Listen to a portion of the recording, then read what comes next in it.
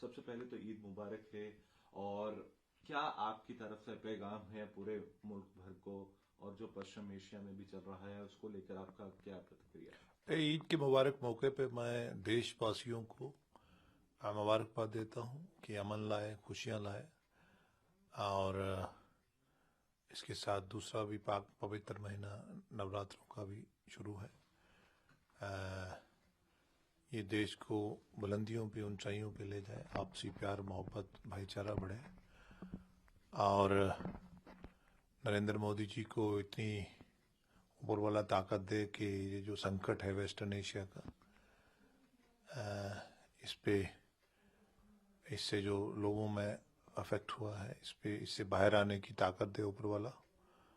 और हम पूरी दुआ करते हैं कि पूरी दुनिया में बातचीत के जरिए मसले हल हों, अमन हो और खुशी आए। यही हम दुआ करते हैं इस मुबारक मौके पे। सर, धुरंधर मूवी जो है वो लगातार सिनेमा में रिकॉर्ड बना रही है, और जो पार्ट 2 आई है उसको लेकर भी जो विवाद बना है, जिसमें अभी तक अगर देखा जाए तो 200 करोड़ के पार चली गई है जो अभी पार्ट 2 आया है।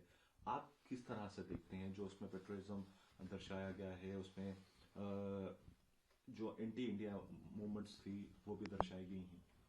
देखिए, जो लोग सत्ता में रहे हैं पिछले 70 साल, उन्होंने तकसीम करो, हुकूमत करो, एक उनके एजेंडे में ये था ही नहीं कि देश पहले है, देश के साथ मोहब्बत, देश के लिए मर मिटने का जज्बा।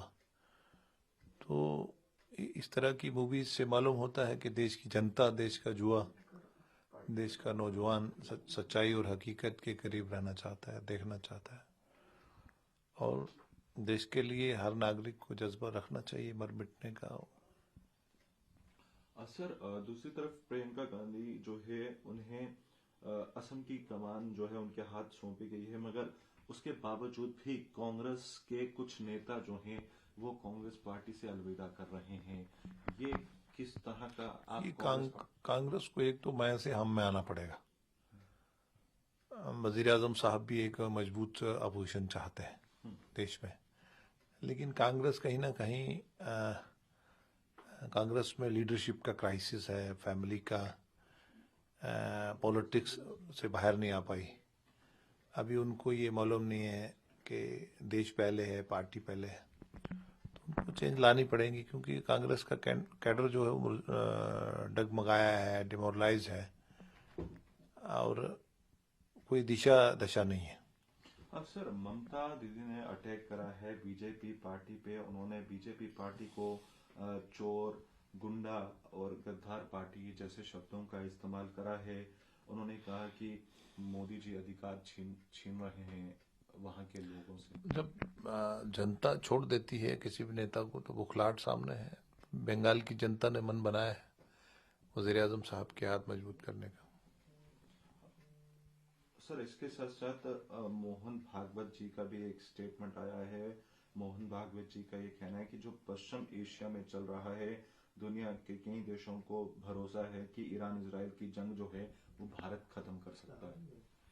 भारत एक पुराना सांस्कृतिक देश है और एक एग्रेशन का पॉलिसी नहीं है, नॉन अलाइनमेंट रहा है।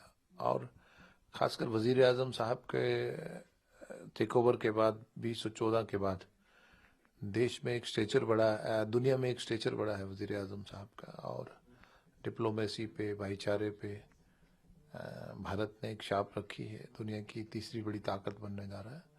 ऑब्वियसली है कि भारत का असर, क्योंकि हमारे सबके साथ अच्छे ताल्लुकात हैं, उसका